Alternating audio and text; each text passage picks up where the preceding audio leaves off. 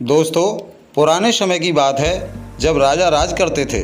गंगाराम पटेल नाम के एक राजा थे।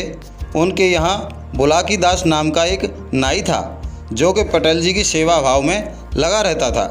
नाई की नई नई शादी हुई थी और एक दिन नाई से गंगाराम पटेल जी बोले, अरे भाई नाई, हमारी गंगा नहाने की इच्छा हो रही है, क्या तुम हमारे साथ चलोगे? इतना सुनते ही नाई बोला, महाराज, इसके लिए तो मुझे घर पूछना पड़ेगा। तो पटेल जी बोले, ठीक है भाई, पूछ करके कल हमें जवाब दे देना। शाम को नाई जब घर आया तो अपनी पत्नी से बोला, प्रिय, आज हमारे पटेल जी ने अपने गंगा नहाने की इच्छा व्यक्त की है, तुम्हारा क्या मत है? इस पर नाई की पत्नी बोली, स्वामी, महाराज की इच्छा आपको साथ ले जाने की है तो उनकी इच्छा के विरुद्ध तो हम नहीं जा सकते, किंतु हमारी शादी भी तो नई नई हुई है, इसलिए मन तो आपको अपने से दूर करने का नहीं हो रहा। इसलिए मेरे पास एक योजना है, इसके मुताबिक महाराज का कहना भी पूरा हो जाएगा और आप मुझसे दूर भी नहीं होंगे। क्या योजना है देवी? तो सुनो ध्यान से। कल सुबह आप जब पटेल जी के दरबार में पहुंचो तो पटेल जी से कहना, महाराज, मैं आपके साथ चल तो रहा हूँ, लेकिन मेरी एक शर्त है। पटेल जी पूछेंगे, क्या शर्त है? तो आप कहना, महाराज, रास्ते में जहाँ कहीं भी मैं कोई सवाल करूँ तो आपको उसका जवाब देना पड़ेगा। जहाँ आप मेरे सवाल का जवाब नहीं दे पाए तो मैं वहीं से वापस अपने घर लौट आऊँगा। इस तरह आप रास्ते में कोई भी विचित्र वस्तु देखकर उनसे सवाल कर देना, वह अब जवाब नहीं दे पाएंगे और आप घर वापस आ जाएंगे। इतना सुनते ही नाई बोला, देवी, क्या कमाल की तरकीब बताई है आपने, मैं ऐसा ही करूँगा। और सुबह पटेल जी के दरबार में पहुंचते ही पटेल जी ने पूछा, और कहिए नाई, चलोगे या नहीं? तो नाई बोला, महाराज, मैं चल तो रहा हूँ, लेकिन मेरी एक शर्त है। रास्ते में जहाँ कहीं भी मैं कोई भी सवाल आपके सामने रखूँ तो उस सवाल का जवाब आपको देना होगा।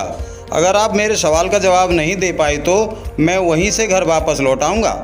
इस पर पटेल जी बोले, ठीक है भाई नाई, हमें तेरी शर्त मंजूर है। और गंगाराम पटेल और बुलाकी दास नाई गंगा नहाने की तैयारी करने लगे। तैयारी के बाद दोनों अपने अपने घोड़ों पर सवार होकर गंगा नहाने चल दिए।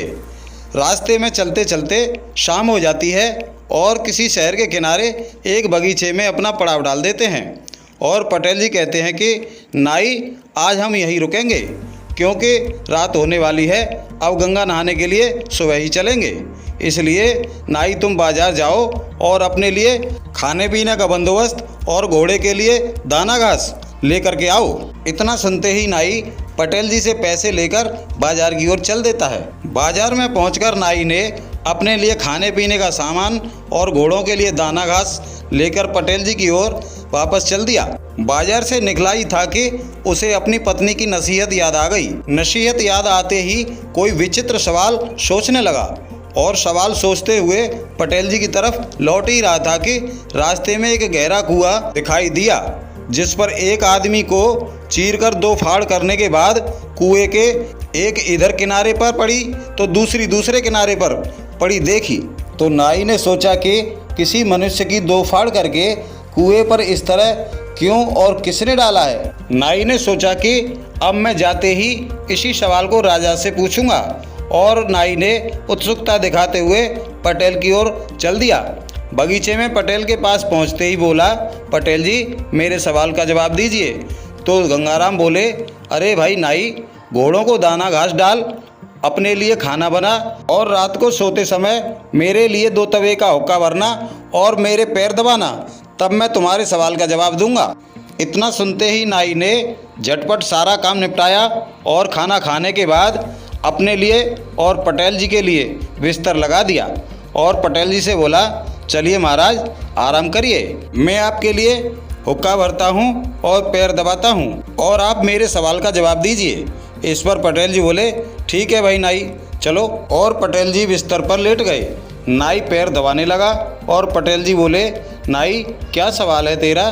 तो नाई कहता है कि महाराज, बाजार से लौटते समय मैंने एक कुएं पर एक आदमी की 2 फाड़ एक कुएं के इधर किनारे एक दूसरे किनारे पड़ी देखी हैं। ये फाड़ किसकी हैं और किसी ने क्यों की हैं?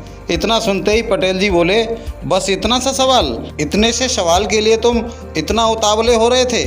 हाँ महाराज, नाई बोला। तो पटेल जी कहते हैं, नाई सुनो ध्यान से, सो मत जाना, कहीं सो गए तो फिर सुबह मुझसे कहोगे कि आप जवाब नहीं दे पाए और मैं घर लौट कर जा रहा हूँ।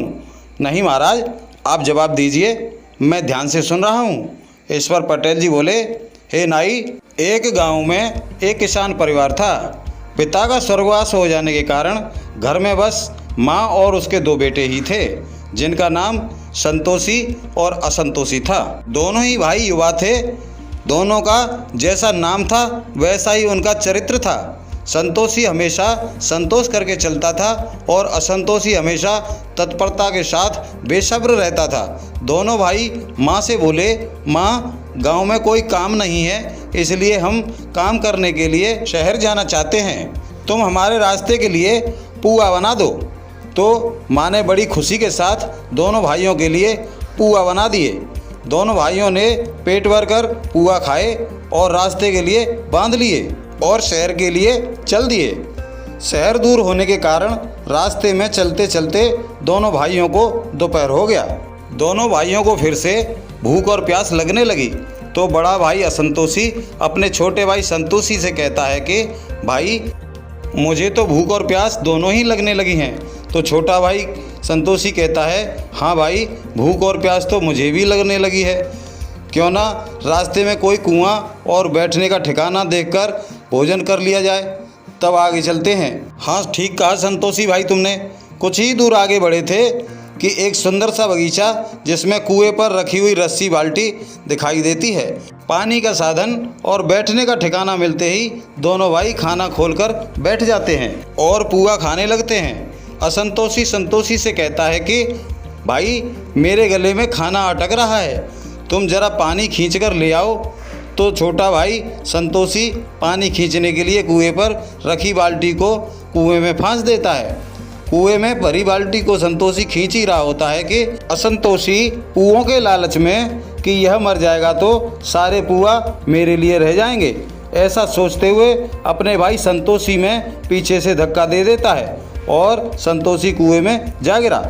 और असंतोषी सारे पुआ कई दिनों खाने के वास्ते लेकर शहर की ओर चला गया। इधर संतोषी कुआं गहराई में सकरा होने के कारण अपने हाथ पैर फैलाकर पानी पर लेट गया और किसी राहगीर की राह देखने लगा। दोपहर से शाम, शाम से रात हो गई, लेकिन उस कुएं की तरफ कोई भी नहीं आया। नाई सो रहा है या जाग रहा है?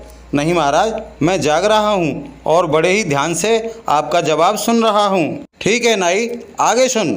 जैसे ही रात के 12 बजे तो उस कुएं पर 2 जिन्न आते थे और दोनों आपस में बतियाते हैं, एक दूसरे से खैर खबर पूछते हैं और कहते हैं, अरे दोस्त, आजकल तुम्हारी बंसी कहाँ बाज रही है? तो पहला जिन्न कहता है, अरे दोस्त, हमारी तो बहुत अच्छी बंसी बाज रही है। हम फला फला एक सूखे पीपल के पेड़ पर विराजमान हैं और उस पीपल के नीचे बहुत सारा खजाना गड़ा है। अच्छा, हाँ दोस्त, लेकिन दोस्त आजकल आप कहाँ विराजमान हो? तो दूसरा जिन्न कहता है, अरे दोस्त, हमारी भी बहुत अच्छी बंसी बाज रही है। हम फला फला राजा की एक लड़की पर विराजमान हैं, उसके सर पर सवार हैं। अच्छा, हाँ दोस्त, लेकिन दोस्त एक बात बताओ, अगर हमको अपने ठिकाने छोड़ने पड़े तो कहाँ जाएंगे? तो दूसरा जिन्न कहता है, अरे भाई, हमें ठिकाने छोड़ने क्यों पड़ेंगे? ठिकाने तो जब छोड़ने पड़ेंगे दोस्त, जब हमारे सीक्रेट कोई जान पाएगा, और हमारे सीक्रेट हमारे सिवा जान कौन सकता है? यहाँ रात के 12 बजे इस जंगल में किसकी हिम्मत है जो आ जाए? ठीक है दोस्त, लेकिन हमें आपस में एक दूसरे के सीक्रेट पता होने चाहिए। क्या पता कब एक दूसरे को काम आना पड़े। हाँ, ठीक कह रहे हो दोस्त। तो तुम्हारा सीक्रेट क्या है? कुछ खास नहीं दोस्त, मैं जिस सूखे पीपल के पेड़ पर रहता हूँ, उस पीपल के नीचे जो माल है, जो खजाना है, अगर कोई इंसान उसे खोद लेता है, निकाल लेता है, तो मुझे वहाँ से भागना पड़ेगा, वहाँ से जाना पड़ेगा। लेकिन दोस्त तुम्हारा सीक्रेट क्या है? मेरा भी सीक्रेट कुछ खास नहीं दोस्त।